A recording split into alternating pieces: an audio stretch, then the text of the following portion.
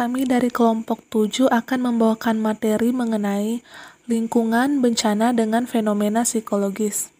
Namun sebelumnya perkenalkan ada Jendri dengan NIM 80 2018 202, ada Marsha dengan NIM 80 2018 212, ada Marcella dengan NIM 2018 220, ada Anugrah dengan NIM 80 2018 222, ada Irsa dengan NIM 80 2018 223, dan ada Rosana dengan NIM 80 2018 224. Yang pertama ada sejarah kejadian bencana. Kejadian bencana besar telah banyak terjadi di Indonesia maupun di dunia. Ada beberapa bencana besar yang terjadi di Indonesia dan di dunia. Jenis-jenis bencana yaitu bencana non-alam, bencana alam, dan bencana sosial. Pada bagian ini kita akan membahas tentang sejarah bencana-bencana besar yang terjadi di Indonesia. Indonesia adalah wilayah yang rawan bencana karena Indonesia dikelilingi oleh 3 lempeng tektonik aktif, letak geografis yang dilewati garis khatulistiwa, dan deretan gunung api aktif. Selain itu, keadaan hidrologi negara Indonesia berdampak pada gejala alam yang dapat mengakibatkan terjadinya bencana alam seperti tanah longsor, puting beliung, banjir, dan bahkan banjir bandang. Nah, sekarang kita akan membahas tentang apa saja sejarah-sejarah bencana alam yang telah terjadi di Indonesia. Pertama yang akan kita bahas yaitu letusan Toba. Letusan Toba merupakan salah satu bencana alam yang terdahsyat di Danau Toba. Sekitar 77.000 tahun yang lalu terjadi letusan Toba. Nah, letusan tersebut mengeluarkan kurang lebih 3.000 km kubik magma atau lava yang sama dengan kondisi Danau Toba saat ini. Letusan Toba diyakini merupakan letusan terdahsyat sepanjang sejarah, di mana letusan tersebut berdampak menurunkan secara drastis jumlah populasi manusia yang ada di sana pada waktu itu. Bencana tersebut terjadi selama berminggu-minggu sampai korban berguguran pun semakin tidak terkendali. Bahkan sampai saat ini kita tidak tahu berapa banyak jumlah orang yang meninggal pada waktu itu. Selanjutnya yaitu gempa bumi Jogja. Nah, di mana gempa bumi Jogja ini terjadi di Jogja yang mengguncang daerah Jogja sampai ke Jawa Tengah pada tanggal 27 Mei 2006 lalu. Gempa bumi berkekuatan 5,9 SR menelan korban sampai 6.234 jiwa, ribuan orang terluka, bangunan dan juga situs bersejarah banyak yang rusak parah. Selain itu, gempa ini mengakibatkan banyak orang terjebak di dalam rumahnya sendiri, utamanya anak-anak dan manula. Selanjutnya kita akan melihat bencana-bencana terdahsyat yang pernah terjadi di dunia. Yang pertama yaitu gempa bumi Haiti. Gempa yang sangat mematikan waktu itu telah terjadi di Haiti pada tanggal 12 Januari 2020. Gempa ini berkekuatan 7,0 SR yang menewaskan sekitar 3.016 orang. Selanjutnya yaitu banjir di Cina Tengah pada sekitar tahun 1931. Bencana banjir paling mematikan dalam sejarah pernah terjadi di Cina Tengah pada bulan Juli dan Agustus tahun 1931.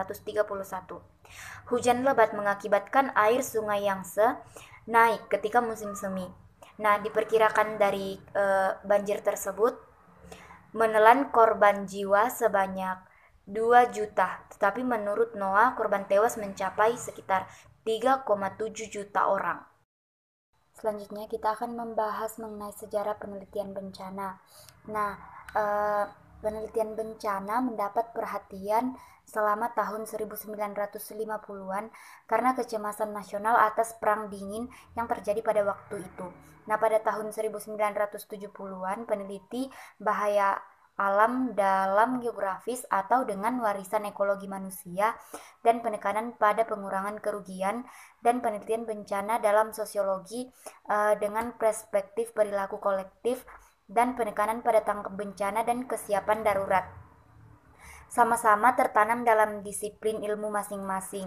Nah, mulai tahun 1972, pendekatan tersebut dipadukan dengan perspektif klimatologi, ekonomi teknik, geologi, hukum, meteorologi, perencanaan, psikologi kebijakan publik, seismologi, dan lain-lain. geografer Gilbert White dan sosiolog Ethne Hans pada tahun 1975, dibantu oleh banyak orang lainnya memulai penelitian pertama, penelitian nasional tentang bahaya alam, sebuah upaya untuk menginventarisasi pengetahuan bangsa mengenai bahaya untuk menyarankan ke arah kebijakan nasional dan menginventarisasi penelitian. Nah, pada tahun 1990-an, penelitian nasional kedua atas bahaya dan bencana dimulai di Pusat Bahaya Alam Universitas Colorado sebagai bagian dari kegiatan negara dalam dekade pengurungan bencana alam. 130 ilmuwan dan insinyur terkemuka negara kita berpartisipasi dalam proyek tersebut, yang sebagian besar diawasi oleh anggota subkomite Gedung Putih untuk Bahaya Alam di Komite Lingkungan di Kantor Kebijakan Sains dan Teknologi. Nah, salah satu hasil dari upaya ini adalah untuk menciptakan model holistik untuk program dan penelitian masa depan tentang bahaya dan bencana yang menghubungkan mitigasi bahaya, respons, perencanaan, pemulihan, dan rekonstruksi dan pembangunan yang berkelanjutan. Nah, pendekatan holistik dan interdisipliner yang direkomendasikan dalam penelitian kedua telah menarik perhatian global dan sekarang berfungsi sebagai dasar untuk beberapa program interdisipliner nasional dan internasional. Baik teman-teman, pada bagian yang kedua ini saya akan menjelaskan mengenai definisi, karakteristik, dan penyebab terjadinya bencana. Nah, untuk yang pertama yaitu definisi. Bencana sendiri merupakan suatu peristiwa yang terjadi secara tiba-tiba dan dapat membawa dampak buruk bagi manusia. Dampak buruknya itu dapat berupa kerusakan lingkungan, kerusakan tempat tinggal, dan bahkan efek langsung kepada manusia, yaitu berupa luka ringan, luka berat, bahkan sampai dapat merenggut nyawa seseorang.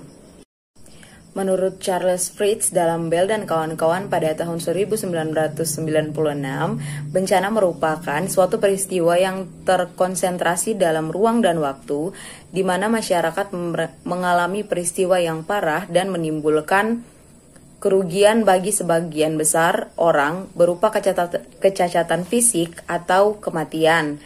Dapat juga mengakibatkan kerusakan lingkungan serta kekacauan dalam sistem sosial dalam lingkungan masyarakat. Selanjutnya kita masuk dalam penyebab terjadinya bencana.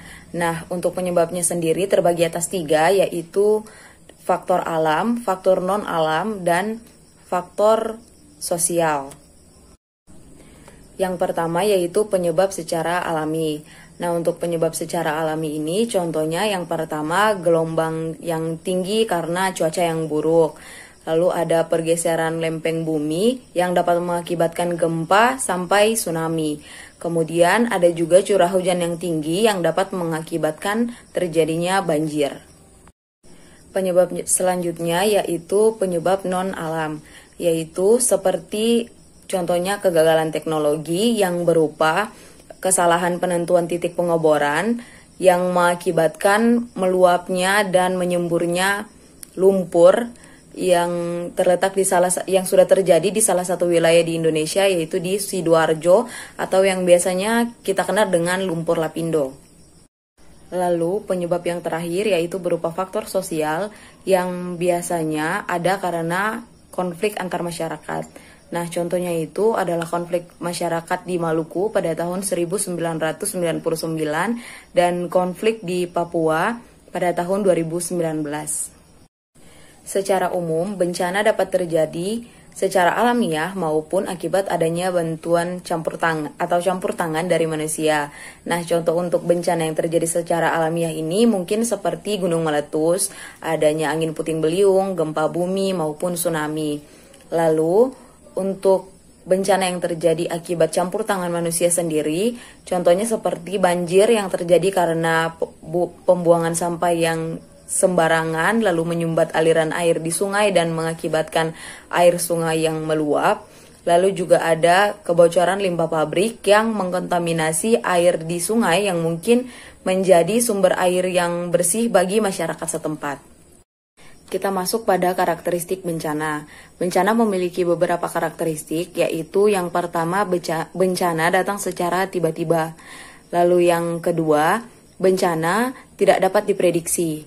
Jika bencana dapat diprediksi, tetapi tetap saja kita tidak dapat memprediksikan dengan akurat kapan bencana itu akan datang, kapan akan terjadi, dan kapan pula bencana itu akan berakhir. Lalu yang selanjutnya, bencana sebagian besar tidak dapat dikendalikan karena karakteristik yang sebelumnya, yaitu bencana datang secara tiba-tiba dan bencana itu sendiri tidak dapat diprediksi dengan akurat. Lalu yang terakhir, bencana dapat berlangsung selama beberapa waktu tertentu atau dalam jangka waktu tertentu, mungkin bisa singkat, mungkin bisa panjang juga, namun yang jelas bencana ini akan memiliki dampak yang panjang atau dampak yang terjadi sangat lama ke depannya. Selanjutnya ada parameter dan analisis resiko bencana. Resiko bencana merupakan segala bentuk kerugian yang ditimbulkan akibat terjadinya bencana. Kerugian ini dapat berupa hancurnya infrastruktur, hilangnya nyawa atau kematian, hilangnya harta benda, mengungsi, hilangnya rasa aman, serta memunculkan rasa takut serta khawatir dalam diri seseorang, dan juga dapat mengganggu aktivitas masyarakat. Yang kedua merupakan konsep peta risiko. Risiko bencana bisa kita lihat dengan melihat tingkatan tinggi atau rendahnya suatu ancaman-ancaman bencana di suatu daerah. Untuk menganalisis risiko bencana ini bisa menggunakan metode pemetaan yang berbasis sistem informasi geografis atau SIG. Nantinya sistem informasi geografis ini akan menampilkan peta-peta ancaman bencana di suatu daerah secara spasial. Nah, dalam menggunakan sistem informasi geografis atau SIG ini, penting untuk memilih parameter dan analisis atau indikator dalam penggunaan metodenya. Yang pertama merupakan analisis ancaman gempa yang meliputi struktur geologi, sejarah terjadinya gempa, geomorfologi wilayah, zonasi patahan, jenis batuan, dan lain-lain. Yang kedua merupakan analisis ancaman banjir yang meliputi sejarah terjadinya banjir, peta rawan banjir, jumlah rata-rata curah hujan, luas wilayah yang terkena banjir, jenis batuan, morfologi, jenis tanah, densitas sungai, kemiringan lereng, dan lain-lain. Yang ketiga, parameter ancaman longsor yang meliputi sejarah terjadinya longsor, kemiringan lereng, jenis batuan, jenis tanah, morfologi, dan lain-lain. Yang keempat, parameter kerentanan yang meliputi jumlah penduduk, kepadatan permukiman, kepadatan penduduk, jumlah kelompok rentan, jumlah rumah yang berada di kawasan rawan bencana, jumlah kepala keluarga miskin, jumlah kepala keluarga di kawasan bencana, dan lain-lain. Dan yang kelima merupakan parameter kapasitas yang meliputi jumlah penduduk yang sekolah, jumlah tenaga kesehatan, jumlah sarana kesehatan, jumlah desa yang mempunyai kebijakan PB, desa yang mendapati pelatihan PB, dan lain-lain. Kita akan menjelaskan satu persatu analisis tersebut. Yang pertama, analisis gempa. Menurut NASA, gempa merupakan suatu pergerakan yang berupa goncangan yang sangat hebat yang terjadi pada bumi yang disebabkan oleh adanya pergerakan di lapisan terluar bumi. Sedangkan menurut Lembaga Geologi Amerika Serikat mengungkapkan bahwa gempa terjadi akibat bergesernya kedua lempeng bumi secara tiba-tiba. Dan menurut Murtirianto pada tahun 2016 mengungkapkan bahwa gempa bumi terjadi akibat adanya guncangan yang terjadi di lempeng bumi yang saling bertumbukan, patahan aktif akibat terjadinya aktivitas Gunung Merapi atau runtuhnya bebatuan.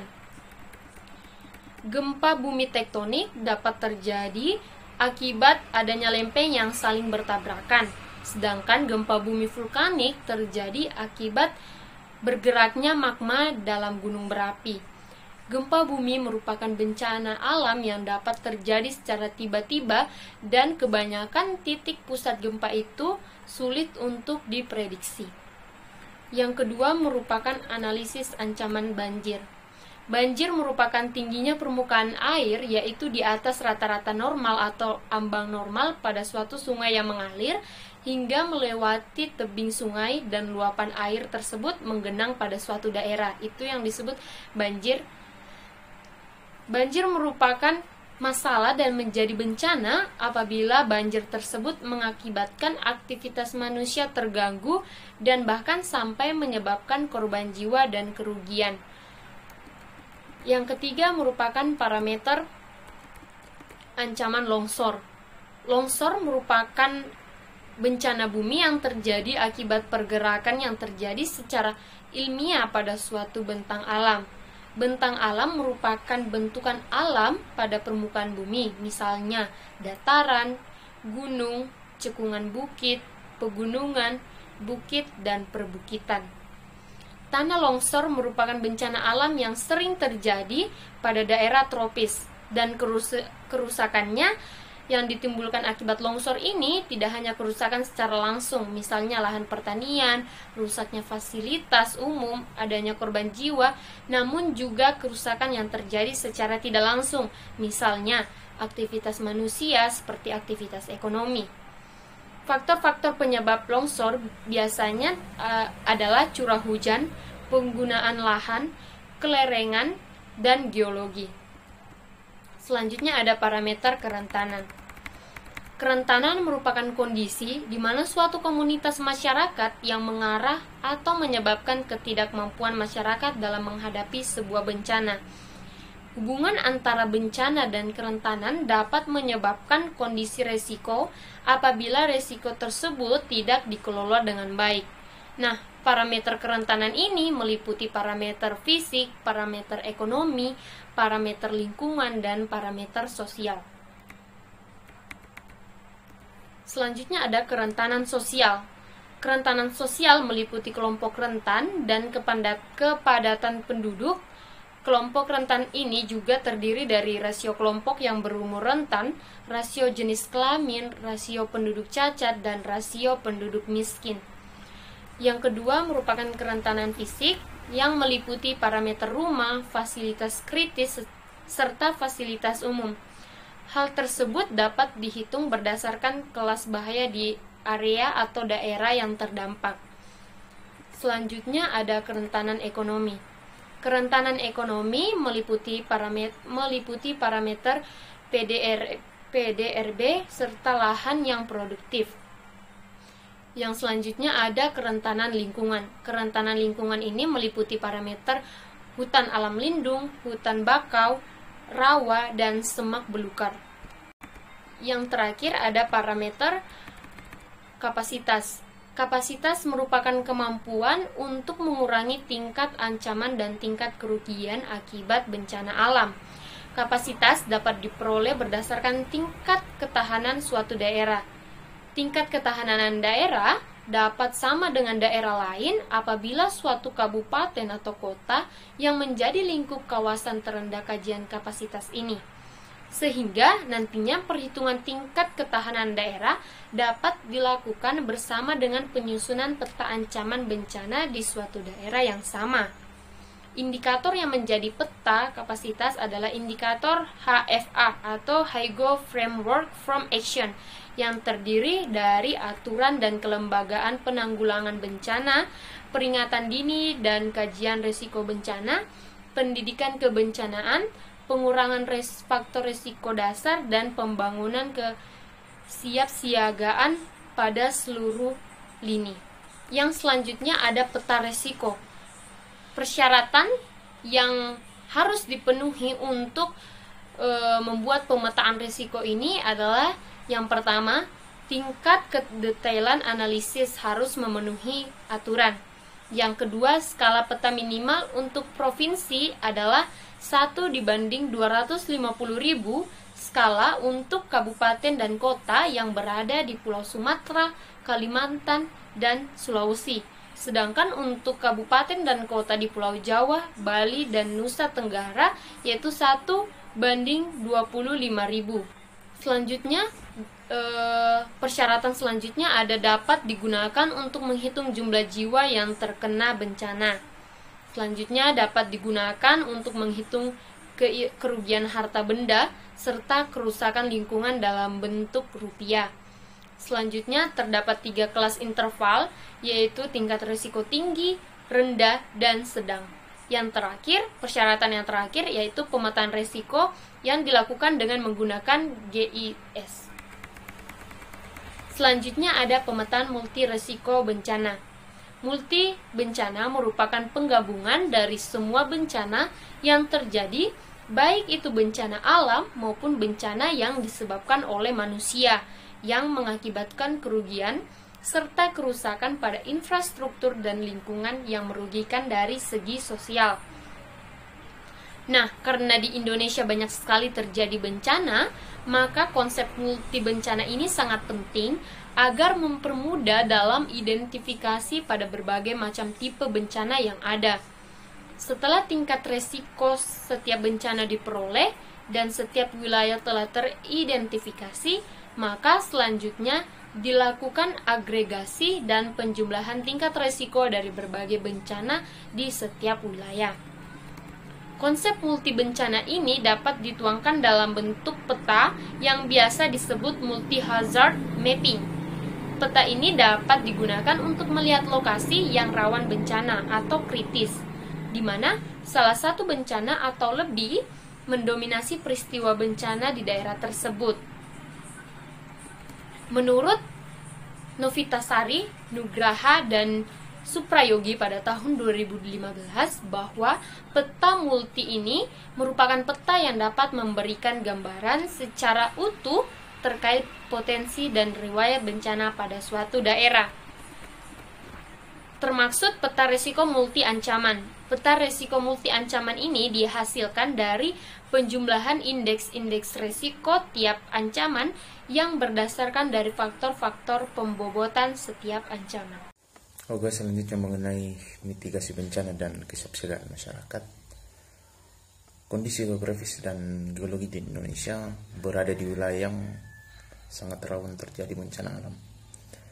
Berbagai bencana alam terjadi seperti gempa bumi, tsunami, banjir, tanah longsor, dan lain-lainnya hampir melanda seluruh pelosok tanah air.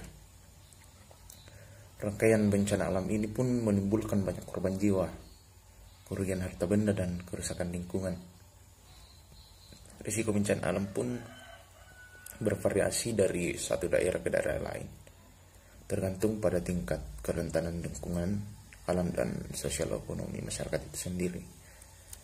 Mitigasi bencana dan kesiapsiagaan masyarakat berbicara mengenai upaya pencegahan yang dilakukan dan juga tentang respon apa yang dimunculkan oleh masyarakat maupun individu ketika bencana itu terjadi. Oke, selanjutnya mengenai faktor-faktor penyebab bencana alam menurut Rencana Aksi Pengurangan Risiko Bencana Nasional.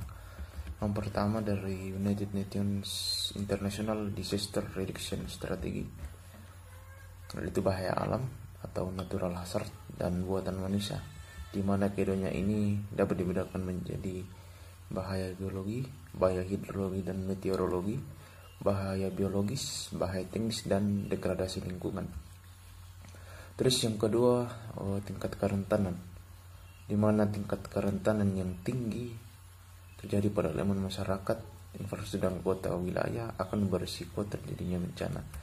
Terus yang ketiga adalah rendahnya kemampuan semua lapisan masyarakat, khususnya dalam kemampuan dalam mencegah dan kesiapsiagaan mengenai bencana itu. Nah, selanjutnya juga saya menambahkan ada juga tujuan dari penanggulangan bencana. Yang pertama, mencegah hilangnya korban jiwa. Yang kedua, mengurangi penderitaan manusia. Yang ketiga, memberikan informasi tentang risiko kepada publik dan otoritas. Yang empat, mengurangi kerusakan infrastruktur utama, properti, dan sumber daya ekonomi. Terus selanjutnya mengenai faktor yang juga mampu mempengaruhi dampak bencana. Yang pertama mengenai kepribadian. Kepribadian berbicara mengenai cara orang berhadapan dengan bencana. Jadi bagaimana respon pribadi dalam menghadapi suatu bencana itu. Nah, jika korban yakin bahwa mereka memiliki kendali atas suatu situasi dan itu mereka dapat mempengaruhi perubahan dalam keadaan mereka, mereka akan merasa lebih mudah untuk menghadapi dampaknya. Terus yang kedua mengenai usia korban. Jadi berbagai penelitian melaporkan bahwa respon anak-anak terhadap bencana dengan cara yang seperti orang dewasa seringkali lebih cepat pulih dibanding dengan orang tua. Hal ini karena kelompok usia menengah harus bertanggung jawab terhadap yang tua dan yang muda. Terus yang ketiga adalah gender, di mana gender dalam faktor dampak bencana menunjukkan bahwa wanita cenderung lebih terpengaruh dibanding dengan pria, di mana perempuan lebih banyak ketakutan menyendiri daripada remaja anak laki-laki dalam penelitian yang dia lakukan oleh Serok tahun 1986. Selanjutnya mengenai kesiapsiagaan masyarakat, khususnya dalam bencana. Jadi kesiapsiagaan merupakan fase penting dalam siklus bencana. Individu maupun kolektif yang lebih siap akan lebih mampu merespon peristiwa bencana secara efektif. Nah, pada gilirannya semakin efektif responnya, semakin banyak nyawa yang dapat diselamatkan. Cedera dapat dikurangi dan kerusakan serta gangguan dapat dikurangi. Menurut BNPB tahun 2012, kesiapsiagaan adalah rangkaian kegiatan untuk meramalkan bencana dengan cara mengatur dan mengambil langkah-langkah yang tepat dan efektif.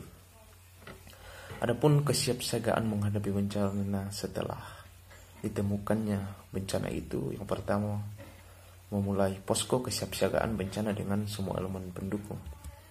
Yang kedua, standby atau simulasi atau latihan atau melakukan pelatihan teknis dari setiap departemen penanggulangan bencana, mau itu dari SAR, sosial, kesehatan, infrastruktur dan pekerjaan umum atau organisasi lainnya.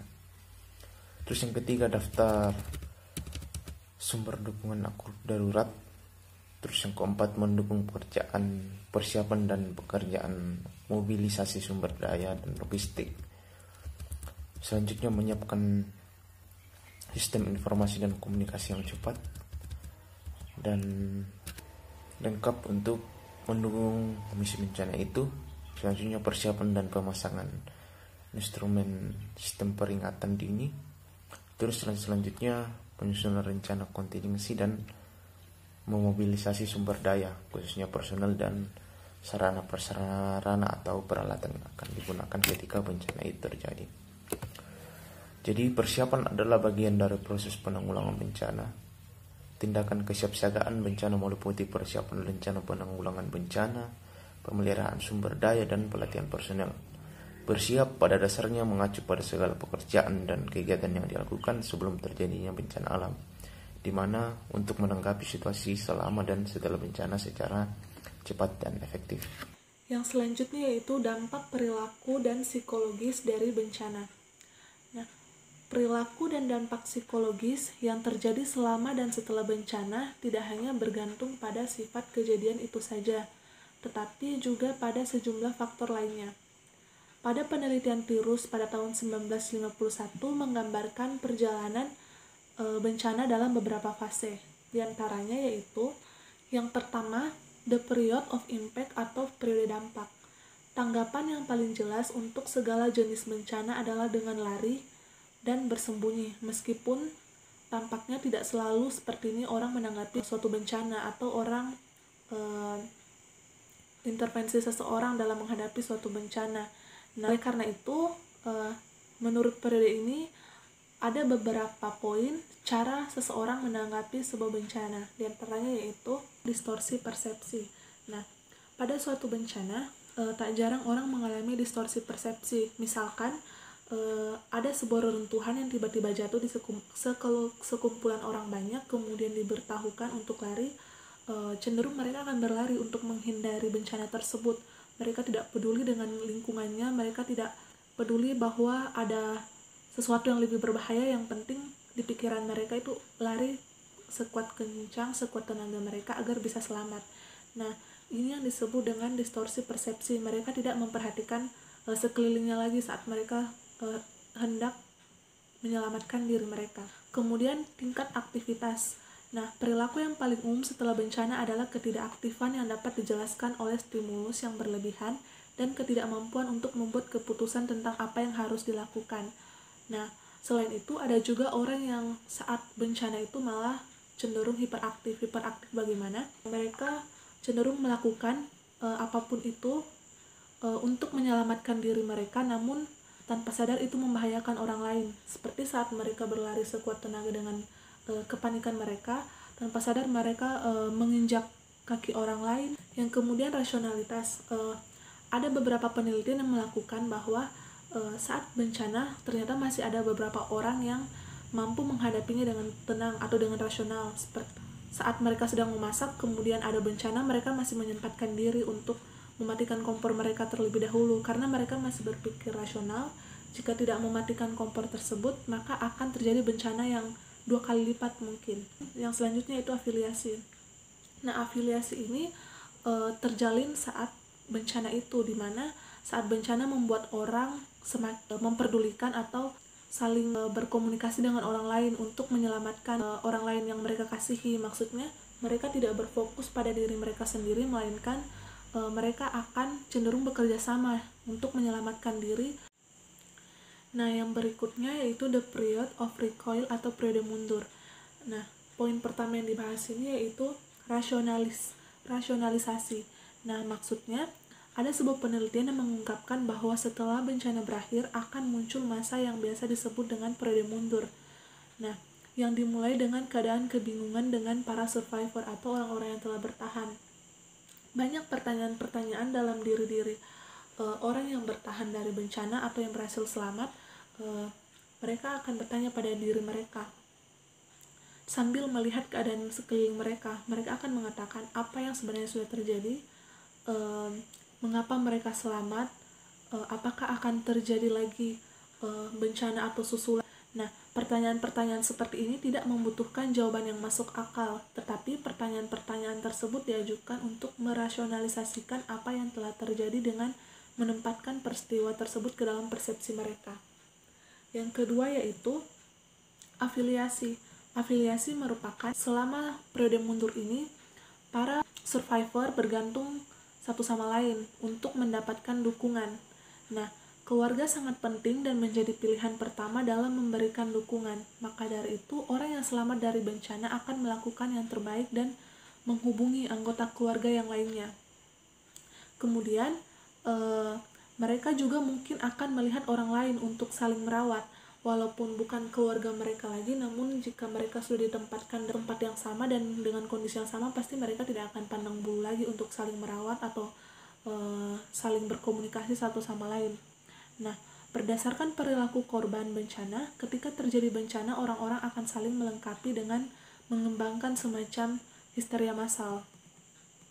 Nah, histeria massal ini terbagi atas 2. Yang pertama, scapegoating atau kambing hitam. Ketika bencana telah terjadi, itulah saat dimana seseorang menjadi marah atas apa yang telah terjadi dan sebagai cara untuk meredakan amarah tersebut, mereka akan mencoba mencari kambing hitam, yaitu seseorang untuk disalahkan. Yang kemudian, emotional withdrawal atau penarikan emosional. Beberapa orang yang selamat dan berhasil dalam menarik kembali emosi dengan memendam perasaan akan berkeliaran tanpa tujuan atau menjadi terpaku pada hal-hal kecil seperti di mana mereka meninggalkan tas atau buku. Yang selanjutnya yaitu the period of trauma. Nah, efek susulan dari suatu bencana sangat tergantung pada apakah kejadian tersebut disebabkan oleh faktor alam atau teknologi. Nah, intinya di sini itu bagaimana kepribadian mereka bisa tanggap kepada bencana yang mereka alami atau malah mereka kepikiran terhadap bencana tersebut. Namun di sini menurut penelitian Glaser dalam Buffalo 1972 menyatakan bahwa terdapat 6 elemen di mana kita dapat mempertimbangkan seseorang tersebut mengalami suatu trauma. Yang pertama, sampai sejauh mana kehidupan orang tersebut terancam. Kemudian, seberapa banyak kehilangan yang dialami oleh orang tersebut. Yang ketiga yaitu berapa lama orang tersebut menderita atau masih menderita. Yang selanjutnya yaitu apakah orang tersebut harus pindah dari rumahnya. Selanjutnya yaitu seberapa banyak komunitas yang terpengaruh. Nah, yang selanjutnya yaitu apa penyebab utama bencana. Apakah itu karena ulah manusia atau peristiwa alam. Yang selanjutnya yaitu long term effect atau dampak jangka panjang. Nah, efek jangka panjang yang diakibatkan bencana terkait dengan respons stres, dan ada banyak penelitian yang menunjukkan bahwa respons stres ini dapat berlanjut selama bertahun-tahun setelah kejadian itu sendiri. Nah, di sini itu ada 2 jenis stres yang berasal dari sumber yang berbeda. Yang pertama, stres utama. Stres utama ini berasal dari seseorang mengalami stres saat suatu kejadian itu terjadi, di mana stresnya itu bersumber murni dari apa yang mereka rasakan setelah suatu bencana itu terjadi. Yang kedua, stres sekunder. Stres sekunder adalah gangguan jangka panjang yang terjadi, seperti kehilangan tempat tinggal, pekerjaan, uang, mobil, perubahan hidup, dan sebagainya. Selanjutnya yaitu Post Traumatic Stress Disorder. PTSD ini pertama kali dimasukkan dalam DSM-3 pada tahun 1980. PTSD ini merupakan gangguan kecemasan yang ditandai dengan sejumlah gejala seperti pikiran yang mengganggu, perasaan bahwa peristiwa tersebut terjadi berulang, gangguan tidur yang memungkinkan disebabkan oleh mimpi buruk yang berulang, dan rasa bersalah. Kemudian juga ada penarikan diri dari pergaulan, kehilangan konsentrasi, dan tingkat gairah yang meningkat atau membuat seseorang itu lebih agresif. Oke, selanjutnya saya akan menjelaskan tentang intervensi psikologis sebelum dan sesudah terjadinya bencana. Nah, pembahasan pertama adalah yang sebelum terjadinya bencana, di mana jika tanda-tanda sudah muncul atau tanda-tanda tentang bencana alam sudah muncul, maka peringatan bisa saja diberikan. Dan orang-orang yang sudah mendengar tentang peringatan itu akan mempengaruhi respon atau tanggapan langsung atau sikap mereka, bagaimana mereka bisa menyikapi atau menyelesaikan masalah ini. Dan peringatan itu dibagi menjadi 2. Yang pertama, peringatan yang bisa menimbulkan konsekuensi positif, dan peringatan yang bisa menimbulkan konsekuensi negatif. Dimana jika peringatan yang bisa menimbulkan atau menghasilkan konsekuensi yang positif, ini akan membantu orang-orang untuk mengurangi potensi adanya shock atau kepanikan, dan orang-orang bisa melakukan atau segera mencari tahu atau mencari jalan keluar bagaimana ia bisa menyelamatkan diri dalam situasi seperti ini. Namun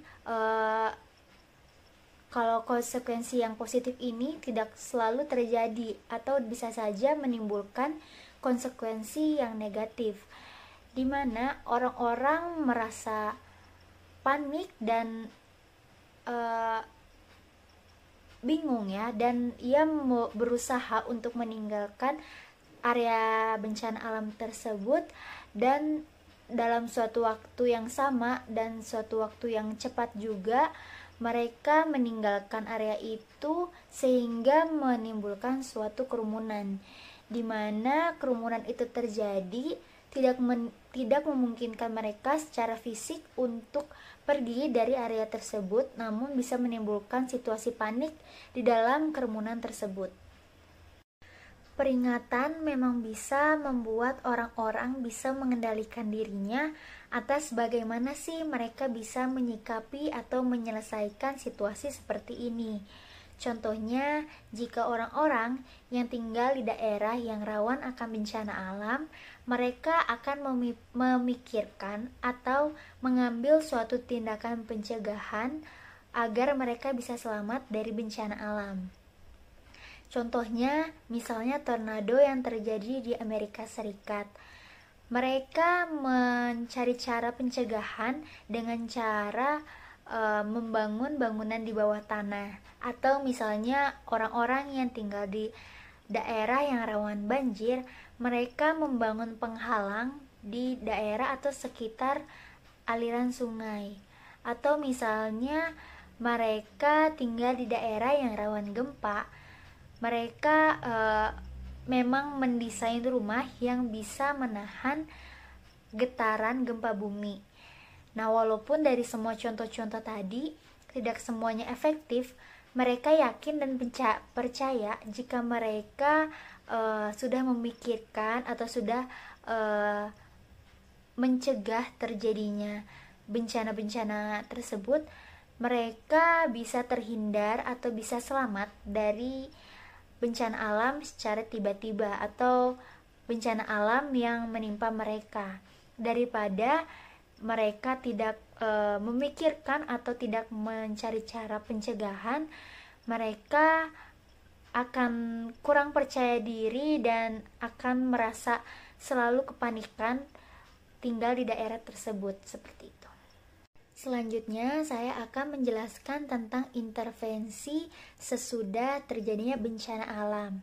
Yang pertama ada instruksi, di mana banyak intervensi yang dilakukan setelah terjadinya bencana alam, atau berasumsi bahwa setelah terjadinya bencana alam, layanan dukungan itu sudah pasti akan datang. Namun, kenyataannya tidak selalu seperti itu. Misalnya, di suatu keadaan bisa membahayakan layanan dukungan atau daerah kita yang mengalami bencana alam itu susah untuk diakses. Maka dari itu, cara yang paling tepat dan cara yang paling efektif adalah instruksi yang jelas.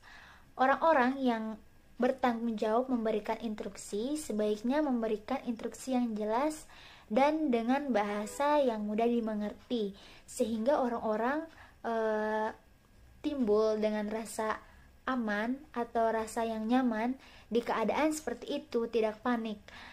Jika instruksinya sudah tidak jelas dari awal, maka orang-orang mungkin akan kebingungan. Orang-orang yang sebagian orang akan pergi meninggalkan lokasi kejadian, dan orang-orang lainnya akan tinggal mengambil waktu untuk bagaimana sih mereka akan mengambil langkah selanjutnya.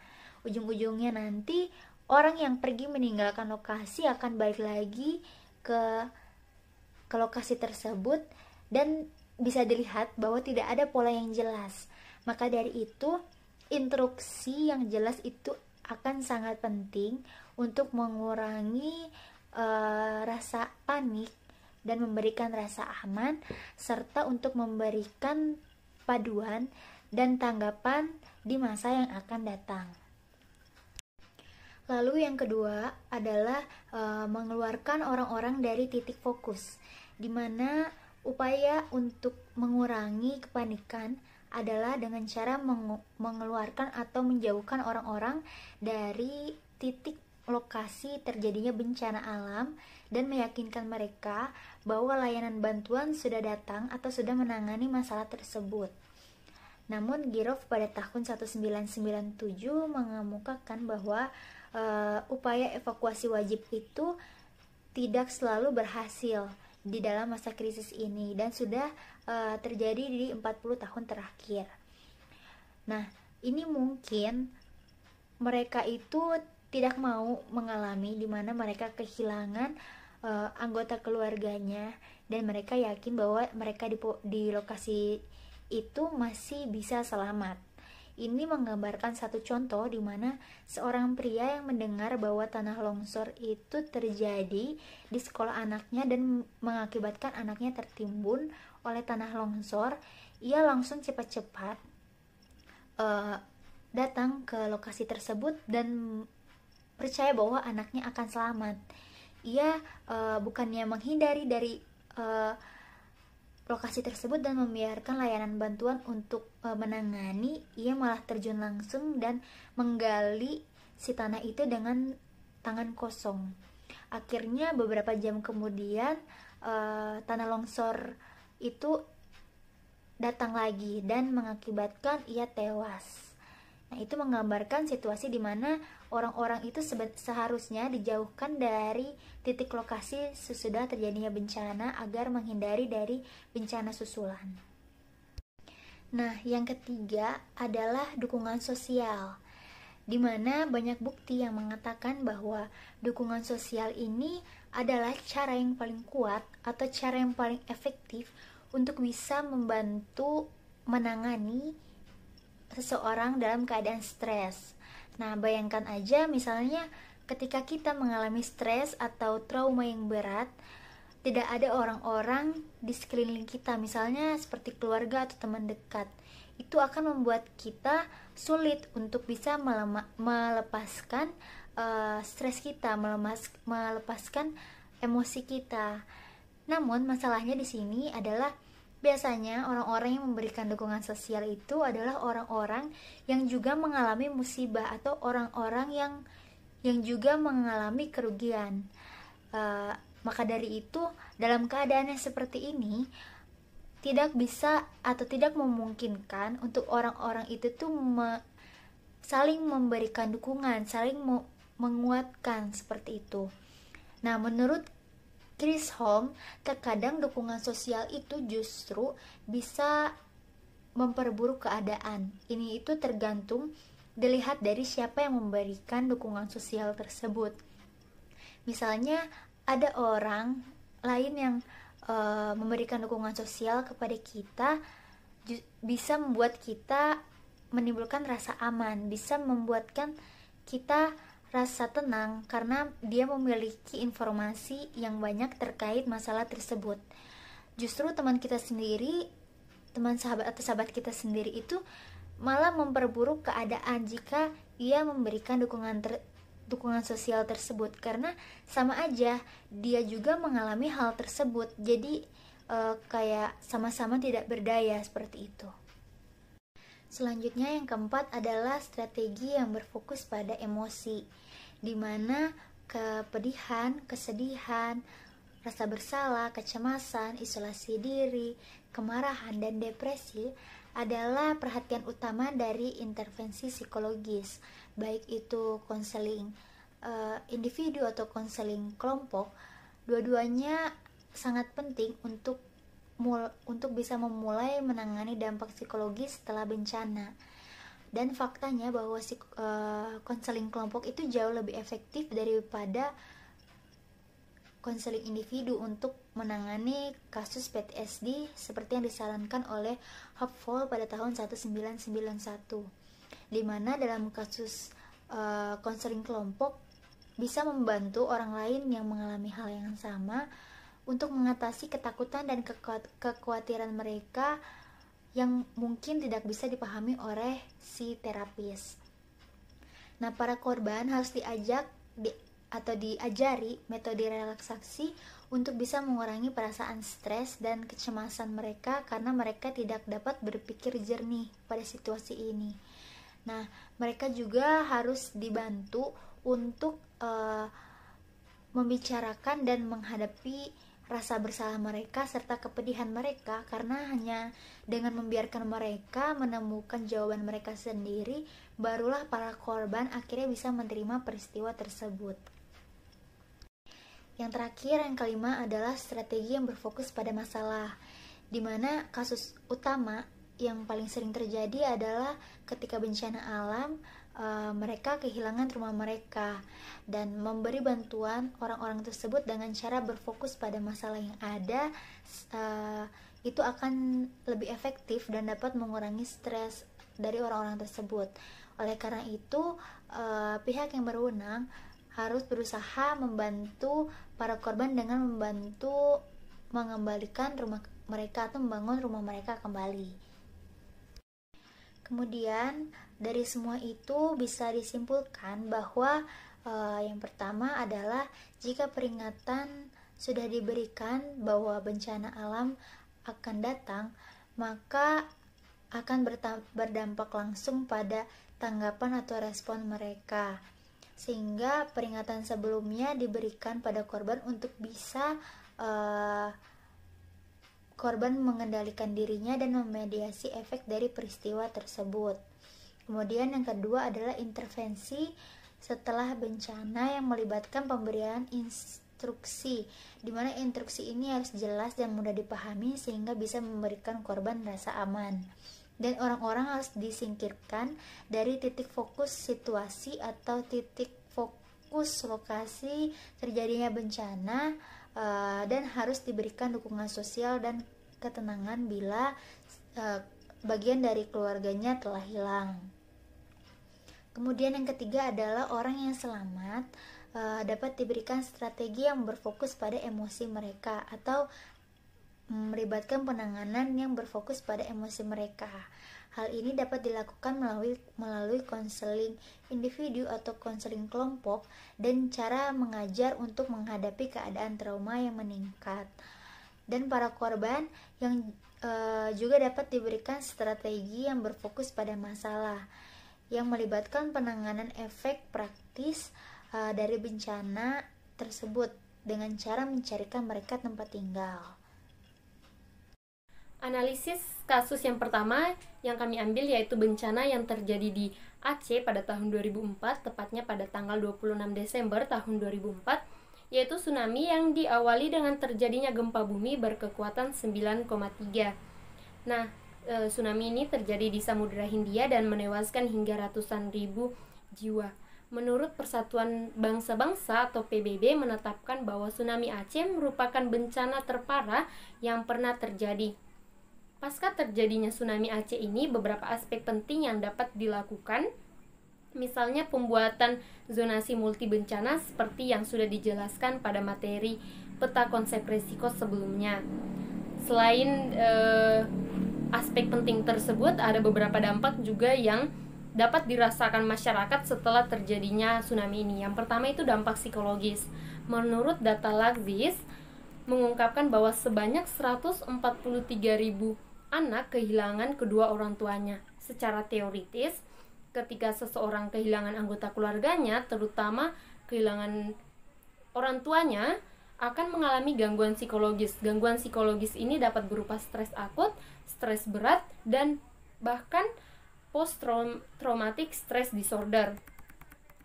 Menurut Corner, masyarakat Aceh juga mengalami emosional anestesia, yaitu kehilangan rasa keinginan untuk bersosialisasi lagi dengan orang lain, berhubungan sosial dengan orang lain, kehilangan minat-minat aktivitas yang sebelumnya disukai.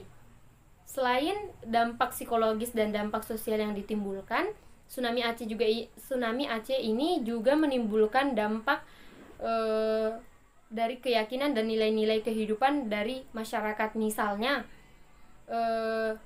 dampak yang dirasakan masyarakat ini adalah tumbuhnya nilai dan keyakinan bahwa tsunami yang terjadi merupakan takdir Tuhan, dan keyakinan ini juga diiringi dengan keyakinan bahwa penderitaan yang mereka rasakan saat itu akan berakhir. Penelitian lainnya yang dilakukan oleh Velayati pada tahun 2016 mengungkapkan dampak sosial berupa bantuan dari luar negeri pada tahun 2004 dan hingga 2007 yang diberikan kepada Aceh.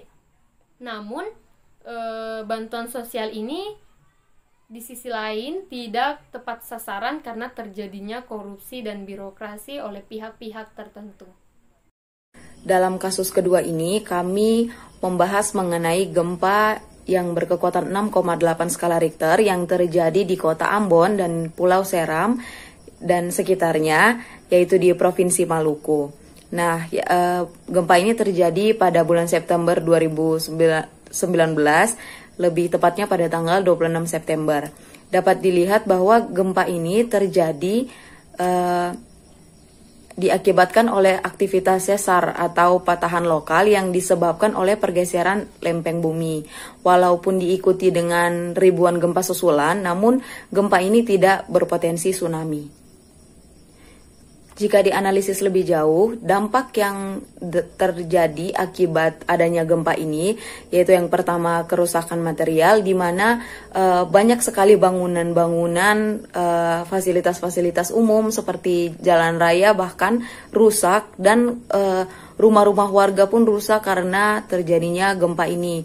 Memang pemerintah sudah memberikan bantuan berupa material-material yang dapat membantu kembali membangun atau memperbaiki rumah-rumah yang rusak, namun masih banyak warga yang mengungsi karena sampai saat ini rumah mereka belum diperbaiki secara keseluruhan. Kemudian ada dampak fisik dan dampak psikologis. Secara fisik, dampak yang dirasakan oleh masyarakat yaitu berupa 30 korban meninggal dunia serta 156 korban luka-luka dan ribuan lainnya harus terpaksa mengungsi karena ada material-material rumah atau bangunan-bangunan yang jatuh yang dapat mengakibatkan kecelakaan.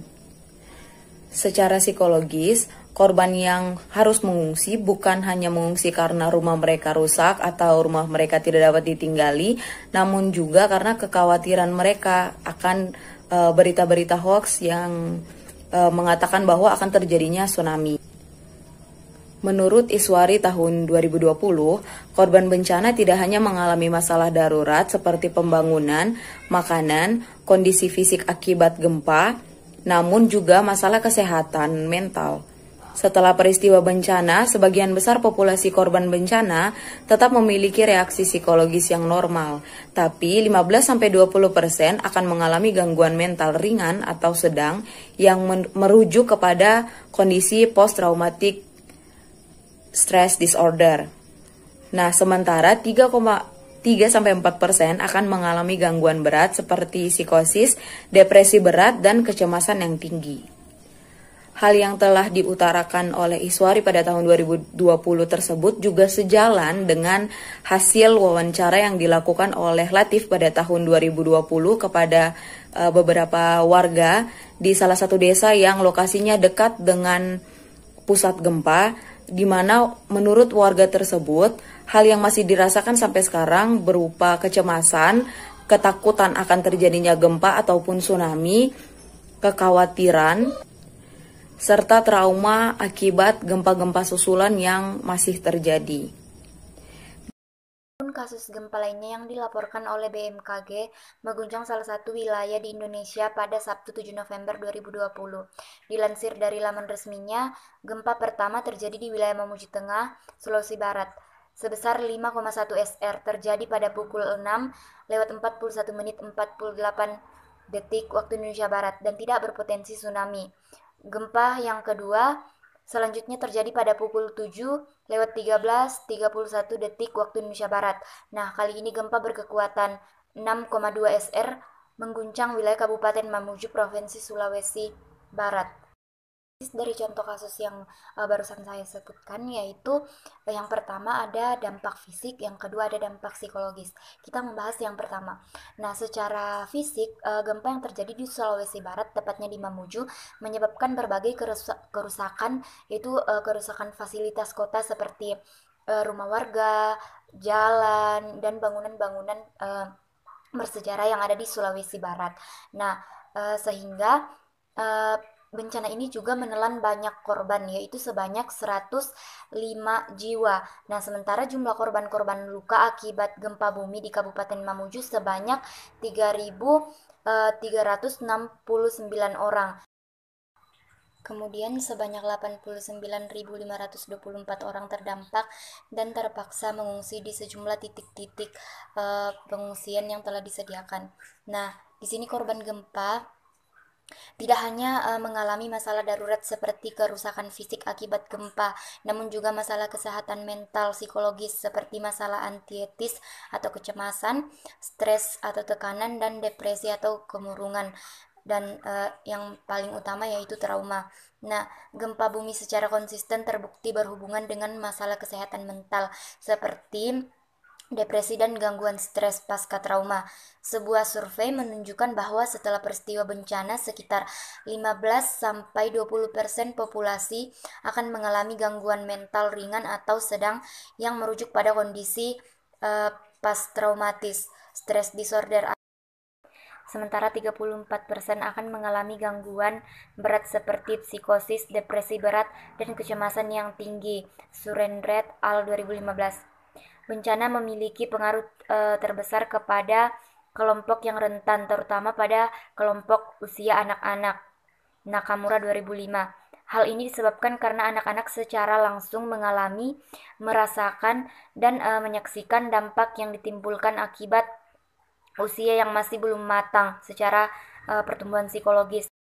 Seperti yang dilansir dari republika.co.id, bukan hanya para orang tua yang mengalami traumatik pasca gempa berkekuatan 6,2 SR itu, namun pada anak-anak juga mengalami trauma. Nah, bahkan kata warga tersebut, anak-anak mereka itu setiap mendengar suara yang keras, mereka akan mengalami histeris dan menangis hingga teriak-teriak karena ketakutan. Masalah psikologis terjadi juga masalah sosial seperti anarkis yang dilansir dari Lokadata. Terdapat beberapa anak muda yang anarkis seperti menghalangi mobil yang membawa bahan pokok seperti makanan yang akan dibagikan di tempat pengungsian. Mereka malah merampas makanan, merampas uang, merampas baju, bahkan melakukan pencurian bahan-bahan bakar demi kepentingan mereka pribadi. Nah, ini dibuktikan dari wawancara dengan salah satu warga mengenai anarkis yang terjadi setelah gempa. Contoh kasus yang ketiga ini yang kami angkat yaitu bencana banjir yang terjadi pada awal tahun 2021. Bencana banjir ini terjadi di daerah Jabodetabek yang diduga akibat pengaruh fenomena El Nino yang terjadi rutin pada tahun 2020 kemarin hingga tahun 2021 pada saat ini. Nah, diperkirakan bahwa curah hujan akan terus terjadi di daerah Jabodetabek itu sampai Mei 2021. Tingginya curah hujan pada fenomena ini mengakibatkan daerah Jabodetabek, khususnya Jakarta dan sekitarnya itu tidak mampu untuk menghadapi curah hujan yang tinggi ini dikarenakan kurangnya resapan air yang berada pada daerah Jakarta. Seperti kita tahu bahwa di sana daerah resapan air itu atau pohon-pohon itu sudah digantikan dengan bangunan-bangunan. Nah, kemudian pada saat terjadi bencana ini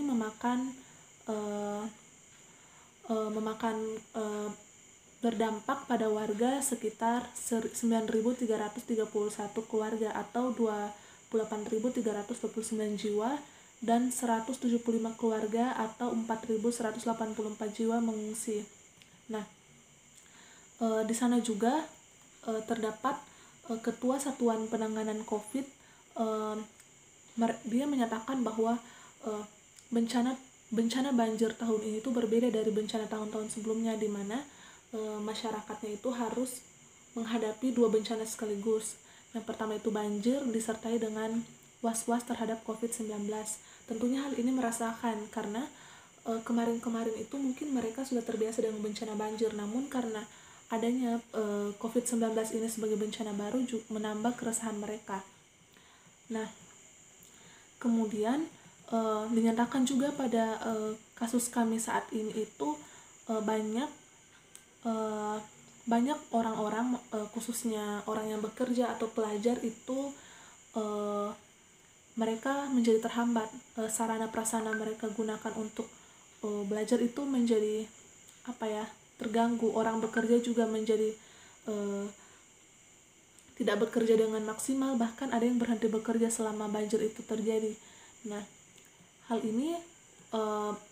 ini mungkin rutin terjadi, namun seperti yang saya katakan, mereka bertambah resah karena disertai dengan pandemi COVID-19 ini. Nah, seperti yang kita ketahui bahwa daerah Jabodetabek khususnya Jakarta merupakan daerah yang rawan dan langganan bencana banjir. Masyarakat yang tinggal di sana tentunya akan hidup dengan perasaan yang was-was dari tahun ke tahun. Nah, ini merupakan salah satu resiko bagi orang yang tinggal di daerah Jakarta. Hal ini juga akan mempengaruhi perkembangan individu yang tinggal di sekitarnya. Berdasarkan teori Uri Bronfenbrenner pada tahun 1993, hubungan antar individu dengan lingkungan dibedakan atas 3 subsistem. Di antaranya yaitu mikrosistem, ekosistem, dan makrosistem. Nah, di dalam sistem ini terbagi atas subsistemnya tersendiri. selanjutnya yaitu dari keresahan-keresahan yang dialami oleh masyarakat terhadap bencana banjir ini. Mengapa kami kaitkan dengan teori ekologi Uri Brown Van Benner? Karena dikatakan bahwa berita ini masyarakat seperti anak sekolah dan orang bekerja itu menjadi terhambat. Maka dari itu dari tahun ke tahun mereka harus merasakan kurangnya interaksi langsung mereka antara lingkungan mereka di tempat tinggal mereka, lingkungan teman sebaya mereka, dan lingkungan sekolah mereka, apalagi jika mereka harus mengungsi dari satu tempat ke tempat yang lain. Seperti itu. Lingkungan makrosistemnya juga terganggu, di mana lingkungan budaya atau hukum dan lingkungan yang menaungi mereka pun juga menjadi terhalang karena bencana banjir. Dan oleh karena itu hal ini menyebabkan perkembangan individu di dalamnya menjadi terhambat jika dikaitkan dengan teori ekologi Uri Brown Van Benner.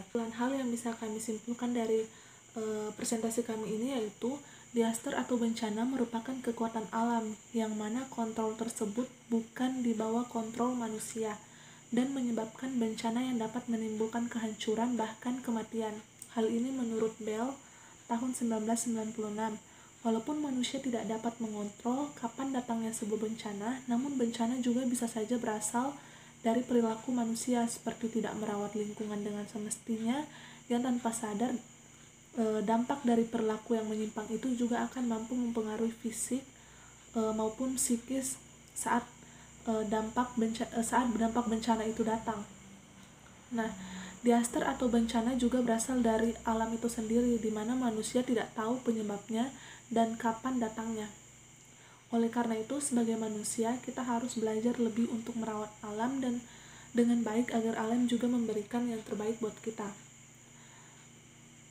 Jika suatu bencana datang secara tiba-tiba tanpa diketahui sebab dan akibatnya, maka kita harus lebih sigap dan mempersiapkan segala sesuatu untuk membantu dalam menghadapi kemungkinan-kemungkinan yang akan terjadi. Untuk mencapai ini semua dibutuhkan peranan seluruh masyarakat. Sekian dari presentasi kami, terima kasih.